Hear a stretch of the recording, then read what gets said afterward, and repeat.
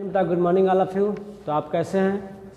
आज मैं बात करता हूं क्लास 8 की हिस्ट्री लेसन 7 जिसका नेम है weavers, iron smelters and factory owners. Okay, इसमें मैंने एक वीडियो मैं कर चुका हूं पिछले क्लास में। अगर आप नहीं देखे हैं तो आप जाकर यूट्यूब से उसको देख सकते हैं ताकि आपको पीछे की हिस्ट्री जो है स्पष्ट हो जाए, ताकि आपकी आगे की स्टोरी समझने में आपको हेल्प मिले। तो आज का टॉपिक है सेकेंड वीडियो और जिसका टॉपिक नेम है हु वेयर द वीवर्स। क्योंकि अपने पिछले वीडियो में देखा था कि हमारी टेक्सटाइल इंडस्ट्री इतना डेवलप थी कि यूरोपियन मार्केट में या फिर अदर्स ब्रिटेन की मार्केट में हमारी प्रोडक्ट की इतनी ज़बरदस्त डिमांड थी, है ना, कि यहाँ से लोग जो है वीवर्स अच्छे खासे पैसे कमाया करते थे और हमारे कंट्री की प्रोडक्ट्स को डिफरेंट कंट्री के मर्चेंट आते थे और यहाँ से परचेज करके अपने कंट्री में जाकर के सेल करते थे। तो इसमें कैसे वर्क होता था, क्या होती थी, हम तमाम बातों को जाने एग्जाम्पल के माध्यम से। और इतना इम्पोर्टेंट था, इतना मतलब मशहूर था ये हमारे कंट्री का टेक्सटाइल इंडस्ट्रीज कि यहाँ के प्रोडक्ट्स के लोग दीवाने हो चुके थे और यहाँ मतलब आए बिना नहीं मानते थे। लेकिन बाद में फिर कुछ डिस्टर्ब हुआ, हम लोग आगे टॉपिक में पढ़ेंगे कि कॉटन मिल्स कम अप या फिर डिक्लाइन द इंडियन टेक्सटाइल्स। इस टॉपिक को हम देखेंगे कैसे डिक्लाइन हो गया। और इसे पर जाने कि वीवर्स कौन थे, वीवर्स कौन थे, कपड़े कौन बुनते थे या फिर कैसे वर्क होता था। तो इन बातों को हम वन बाय वन या टॉपिक बाय टॉपिक कर सकते हैं, उसको हम देखने का प्रयास करेंगे। लेकिन आज हम स्टार्ट करते हैं आपका topic number second, who were the weavers. Weavers कौन थे, आइए देखते हैं कि वीवर्स कौन थे। अगर आपके पास बुक अवेलेबल है तो आप पेज नंबर 71 को ओपन कर सकते हैं ताकि आप लाइन बाय लाइन को देख सकें और इजीली समझ सकें। ओके, आइए। तो weavers often belong to communities that specialized in weaving. देखिए, वीवर्स खासकर से मेनली एक कम्युनिटी होता था, एक समुदाय के लोग होते थे जो विविंग में स्पेशलाइज्ड थे। यानी कि जो विविंग कला जो होती थी, कपड़े जो बुनने का जो कला होती थी उसमें वो विशिष्ट नॉलेज रखते थे, वो स्पेशलाइज उस चीज़ के लिए थे लोग। Their skill were passed from one generation to the next. और जो कपड़े बुनने की जो कला थी वो जनरेशन बाई जनरेशन, यानी कि अगर मेरे मान लो कि फादर वेव कर रहे हैं, कपड़े बुन रहे हैं, उनको मैंने देखा, बचपन से ही देखता हूँ कैसे वो करते हैं, फिर मैंने बड़ा होकर के सीखा उसको, फिर मैंने करना स्टार्ट कर दिया, फिर जब मेरे बच्चे हुए तो उन्होंने देखा, उन्होंने करना स्टार्ट किया, फिर उनके बच्चे हुए। यानी कि सबसे जनरेशन टू जनरेशन वो उनमें ऑटोमेटिक क्या होता गया, आता गया, ट्रांसफ़र होते गया। और ये अलग अलग एरियाओं में इसका अलग अलग नेम था। जैसे the tanti weavers in of Bengal, जो बंगाल एरिया में, जो बंगाल रीजन में वीवर्स होते थे उन्हें तांती कहते थे। द जुलाहा एंड द मोमिन वेवर्स इन नॉर्थ इंडिया, जो नॉर्थ इंडिया का पार्ट है इसमें जो वेवर्स हुआ करते थे उसको जुलाहा या मोमिन कहते थे, ठीक है। और सेल इन द कैकुलर्स, और कैकुलर रीजन में सेल कहते थे। देवांश ऑफ साउथ इंडिया, और साउथ इंडिया के पार्ट में देवांश कहते थे। और some of the communities famous of the weaving. ये जो कम्युनिटी हो गया, आपने देखा कि तांती, जुलाहा, मोमिन या फिर सेल, कैकुलर्स, ये देवांश, ये सब कौन है? ये सब अलग अलग नाम है लेकिन काम इनका सेम था। क्या काम सेम था? वीविंग करना, कपड़े को वीविंग करना, कॉटन टेक्सटाइल में वर्क करना। तो ये अलग अलग एरियाओं में इनका नेम क्या है, डिफरेंट है, बट इनका वर्क जो है सेम था। इन्हें क्या बोलते हैं? वीवर्स। देखते हैं आखिर जो कपड़े बुनने की जो काम होती है, जो फैक्ट्री में वर्क होता है, क्या एक ही व्यक्ति पूरे स्टेज को कंप्लीट कर देता है या इसमें अलग अलग जो है वर्क करने वाले वर्कर्स होते हैं अलग अलग स्टेज पे। आइए देखते हैं। The first stage of production was spinning. सबसे जो कपड़ा बुनने की जो पहली स्टेज होती है वो क्या होता है? कॉटन से स्पिन करके धागा बनाना, है ना। तो जो स्पिनिंग इसको बोलते हैं, सबसे पहला वर्क था कॉटन से स्पिन करना और उसको बनाना थ्रेड।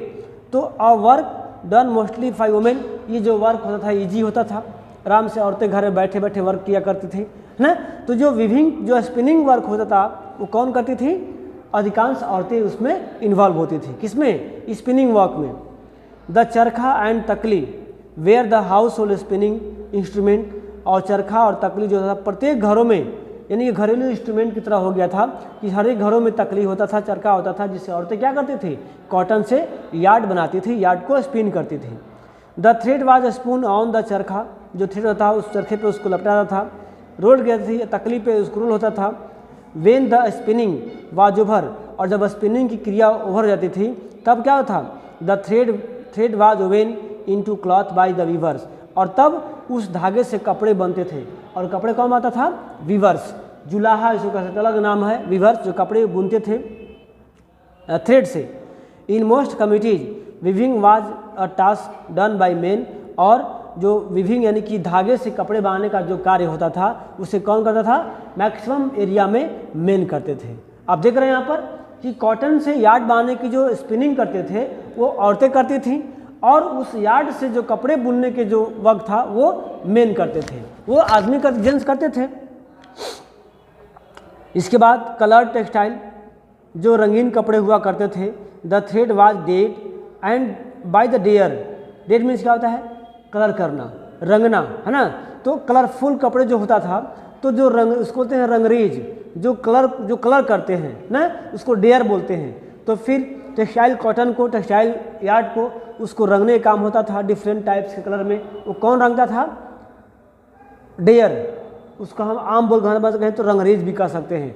यानी कि देखो, कॉटन से थ्रेड बनाना अलग काम था, थ्रेड से कपड़े बुनना अलग काम था, वीवर करते थे। और कलरफुल कपड़े बनाना यानी कि कॉटन को कलरफुल करना, डे करना, इसे अलग लोग करते थे। यानी कि प्रत्येक स्टेज में जितने भी स्टेज थी कपड़े बनाने की, तो अलग अलग स्टेज में डिफरेंट टाइप के लोग उसमें इन्वॉल्व हुआ करते थे, उनका डिफरेंट नेम है ना। तो इसमें डेयर होते थे जो कपड़े को रंगते थे, नोन एज द रंगरेज।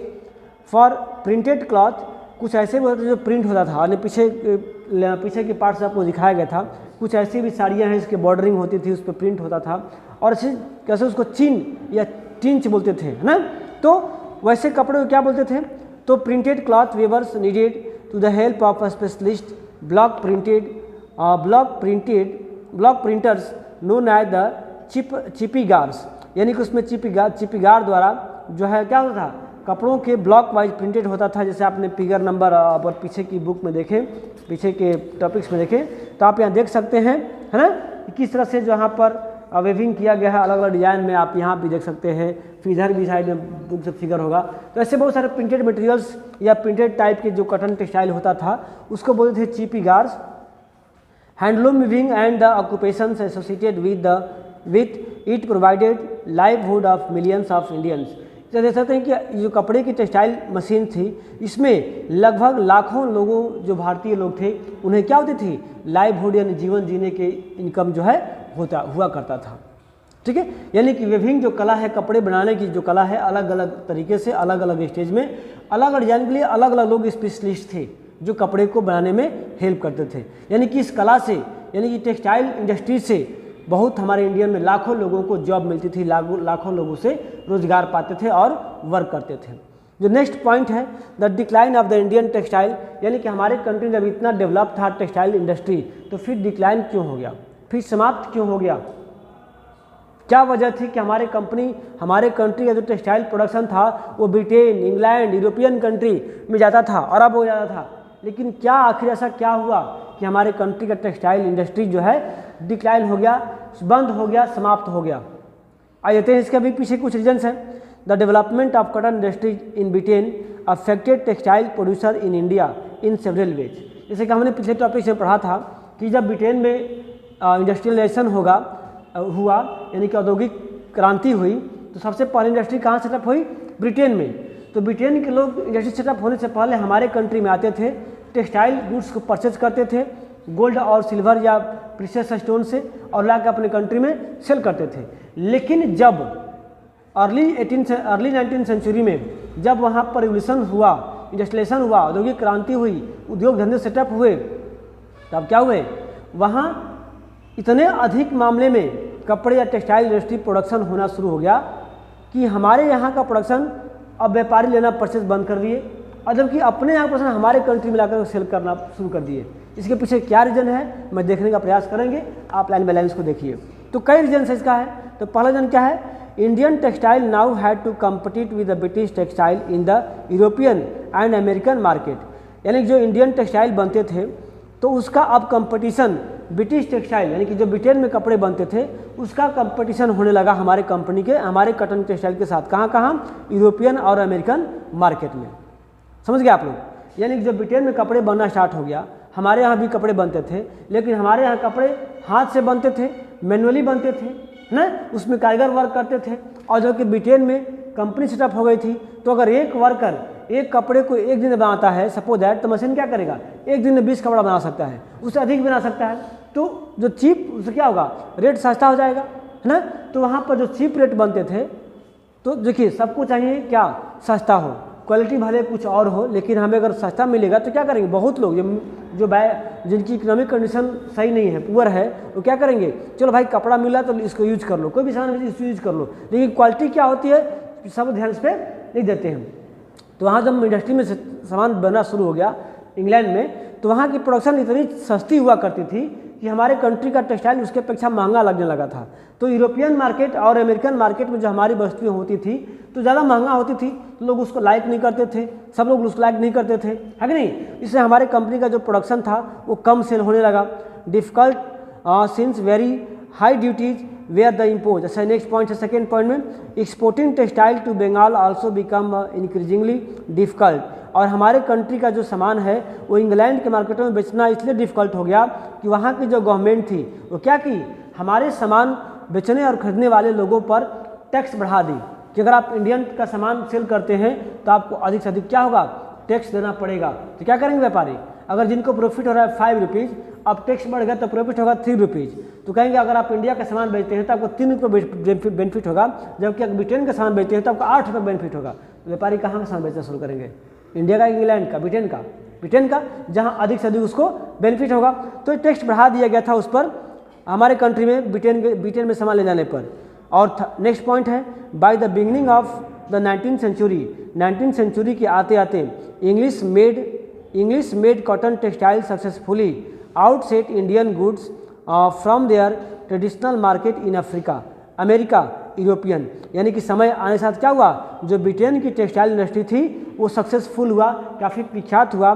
जो हमारा मार्केट हुआ करता था अफ्रीका, अमेरिका एंड यूरोप, वहाँ क्या हो गया, वहाँ ब्रिटेन के मार्केट का जो ब्रिटेन के जो प्रोडक्ट्स था उससे मार्केट वहाँ का भर पड़ गया। यानी कि अब वहाँ जहाँ हम लोग सामान बेचते थे, जहाँ हमारे कंट्री की सामान बिका करती थी, अब वहाँ क्या हो गया, ब्रिटेन के प्रोडक्शन का सामान जो है वहाँ बिकना स्टार्ट हो गया। तो अब जो बताओ हमारे मार्केट का, हमारे प्रोडक्शन में कोई अगर खरीदार नहीं रहेगा तो हम क्या करेंगे, सामान बनाएंगे, कम कर देंगे बनाना। भाई जब सामान नहीं सेल हो तो फिर क्यों बनाएंगे हम, है कि नहीं। फिर अगर बनाएंगे भी तो हम उसमें वर्कर्स हैं, लेबर्स हैं, उनको सैलरी देते हैं ना। अब हमारा सामान बिकेगा ही नहीं, फिर हम कहाँ से वर्कर को सैलरी देंगे। तो काम जो है नहीं तो क्या हो गया, कम होते होते होते बिल्कुल मतलब कम हो गया। Thousands of weaver in India they are now thrown out of the employment. यानी कि हज़ारों जो रोजगार थे, ये वीवर्स थे, अब वो बेरोजगार हो चुके। Bengal weavers were the worst hit. सबसे अधिक लॉस कहाँ हुई, बंगाल में, क्योंकि बंगाल में सबसे अधिक क्या थी, टेक्सटाइल इंडस्ट्री थी, जहाँ के लोग है ना, जहाँ की जो प्रोडक्शन था वो अदर कंट्री में सेल हुआ करता था। English and European companies stopped buying Indian goods. यानी कि इंग्लिश और यूरोपियन जो कंपनीज थी या जो ट्रेडर थे वो क्या किए, हमारे कंट्री का प्रोडक्शन को परचेज करना बिल्कुल ही बंद कर दिए। And their agent no longer give out. और जो उनके एजेंट थे जो क्या करते थे, यूरोपियन और अमेरिकन कंपनी के जो एजेंट थे, जो ट्रेडर थे, वो हमारे कंट्री के लोगों को देते थे एडवांस पैसा, भाई एडवांस लो, हमसे आप 1 लाख रुपया लो, इतना रुपये लो, क्या करना, हमारे इतना कपड़े बनाना, हमारे इतना ये बनाना, हमारे इतना साड़ी बनाना, इतना साल बनाना। तो इनको एडवांस पेमेंट मिलती थी पहले, है ना, चूँकि उनके लिए सामान नहीं मिलता था। हमारे इंडियन टेक्सटाइल इतना डेवलप था कि अलग अलग कई कंट्री के लोग आते थे, तो जब तक एडवांस देते थे उनके सामान यहाँ से नहीं बनता था, है ना। तो अब क्या हुआ कि अब हमारा प्रोडक्शन वहाँ बिकना बंद हो गया। जो ट्रेडर्स थे जो पहले हमारे कंपनी के हमारे कंट्री के वेवर्स को एडवांस पेमेंट दिया करते थे, अब क्या हो गया, एडवांस मिलना बंद हो गया। Okay, weavers to secure supplies distress weavers wrote petitions to the government to help them. अब जो वीवर्स थे यानी कि जिनकी रोजी रोटी बंद हो चुकी थी, जिनकी वर्क बंद हो चुका था, वो क्या किए, वो सरकार को पिटीशन दी, सरकार को एप्लीकेशन दिए। किस सरकार को भाई, ब्रिटिश गवर्नमेंट को। क्योंकि हमारे कंट्री में कौन राज करता था उसमें, ब्रिटिश गवर्नमेंट राज्य करती थी, उसको पिटीशन दिया। But worse was still to come. लेकिन इसका कोई ज़्यादा इफेक्ट नहीं देखने को मिला। By the 1830 British cotton cloth flooded Indian market. 1830 के आते आते क्या हुआ, हमारा मार्केट जो था क्या हो गया, ब्रिटिश गवर्नमेंट के टेक्सटाइल से भर पड़ गया। यानी कि एक समय था कि हमारे कंट्री का प्रोडक्शन कहाँ था, ब्रिटेन में, अमेरिका में, यूरोपियन कंट्री में। अब वो समय आ गया कि हमारे कंट्री का प्रोडक्शन बाहर तो दूर हमारे कंट्री में नहीं बिकता था ना, हमारे कंट्री का जो मार्केट था वो ब्रिटेन के सामान से भरा पड़ा गया। क्यों? क्योंकि हमारे कंट्री का जो मटेरियल होता था वो महंगा होता था, वहाँ का मटेरियल मशीन से बना था, वाले क्वालिटी लो होता था लेकिन वो सस्ता होता था, है ना। तो जो हमारे कंट्री जो पुअर लोग थे, जो गरीब लोग थे, है ना, इनकी इकोनॉमिक कंडीशन सही नहीं थी, वो क्या की हमारे कंट्री के प्रोडक्शन को छोड़ करके ब्रिटेन की कंपनी के प्रोडक्शन को स्टार्ट कर दिया यूज करना। तो वहाँ के व्यापारी पहले यहाँ सामान वहाँ ले जाते थे, अब वहाँ का सामान इंडिया में ला करके सेल करना स्टार्ट कर दिया। यानी कि हमारा मार्केट जो था अब क्या हो गया, भर पड़ गया किसे, ब्रिटेन के टेक्सटाइल इंडस्ट्री के प्रोडक्शन से। ओके, कब 1830 तक। In fact by the 1888 2/3 of all the cotton cloth worn by Indians were made of the cloth produce by Britain. यानी कि 1980 के आते आते हमारे इंडियन जो 2/3 यानी कि 2/3 जो पॉपुलेशन था, 2/3 लोग थे, क्या करते थे, अब ब्रिटेन में बने हुए कपड़े को यूज़ करते थे। सोच लो, है ना। यानी कि हमारे कंट्री का टेक्सटाइल इंडस्ट्री था वो बिल्कुल क्या होने लगा, अब चरमरा गई स्थिति, उसकी स्थिति जो है खराब हो गई, चूँकि उसको लोग यूज़ करने वाले कोई उसके कोई परचेज नहीं थे।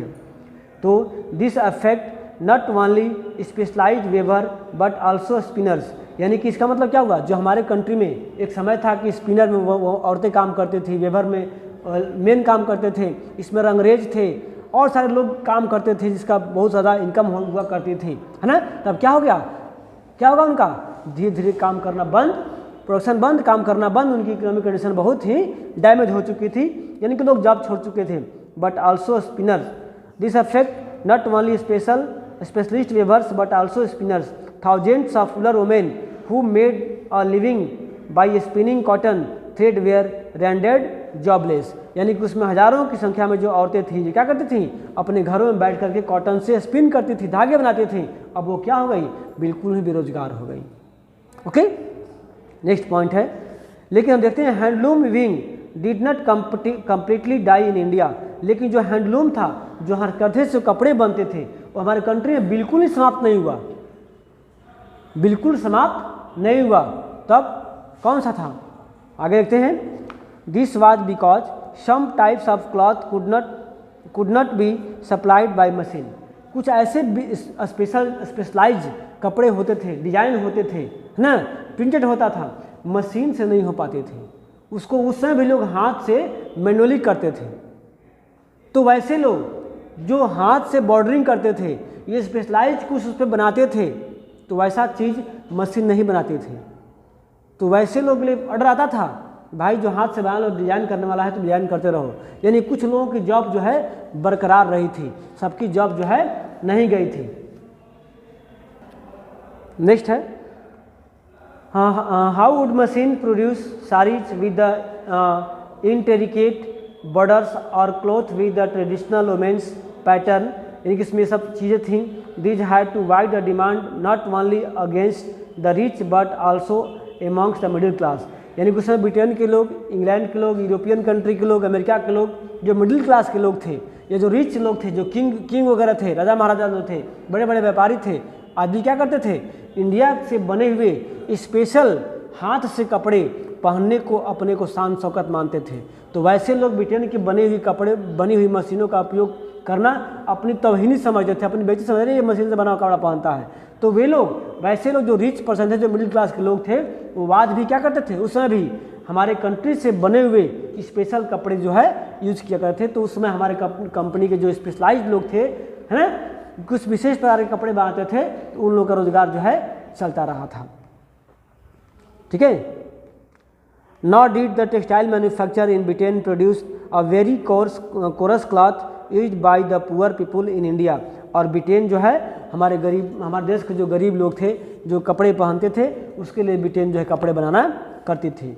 You must have heard the Solapur in the western. ऐसे कपड़े कहाँ बनते थे, स्पेशलाइज कपड़े जो थे, तो सोलापुर हमारे देश के पश्चिम भाग में है, and Madura in south India, यानी साउथ पार्ट में है। This towns emerge as the important news centres of the weaving in the late 19th century.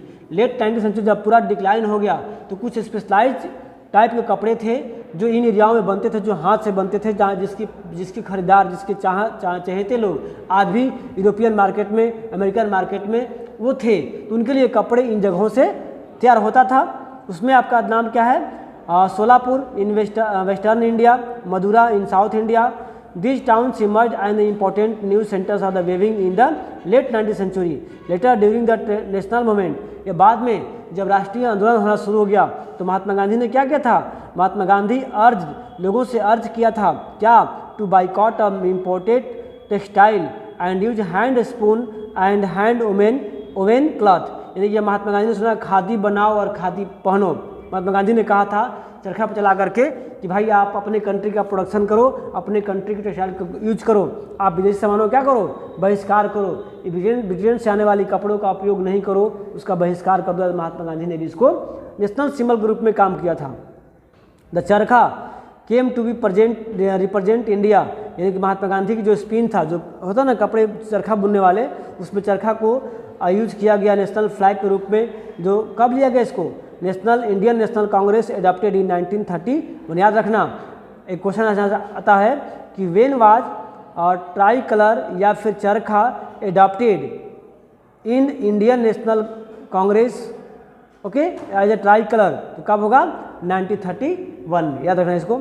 तो what happened to the weavers and the spinners who lost their livelihood, आखिर क्या हुआ? जो spinners या Weaver जो कपड़े बुना करते थे ब्रिटेन और इंग्लैंड के लिए, आखिर उनका क्या हुआ जब ब्रिटेन में इंडस्ट्री सेटअप हो गई?